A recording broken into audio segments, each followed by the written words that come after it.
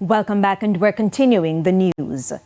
Jamaica is taking steps to further protect the blue economy, a term used to describe ocean-related industries, including fisheries, tourism, and maritime transport. Minister with responsibility for water and climate change, Senator Matthew Samuda, has underscored its importance. According to Statin, it's approximately 20% contribution to GDP. It also estimates that 500,000 jobs, that is 37% of the employed workforce, works in the blue economy. That contemplates, in our context, logistics, tourism, fisheries, recreation, and leisure. Senator Samuda was speaking recently at the opening ceremony for the Jamaica Blue Economy Framework Project Stakeholders Validation Workshop.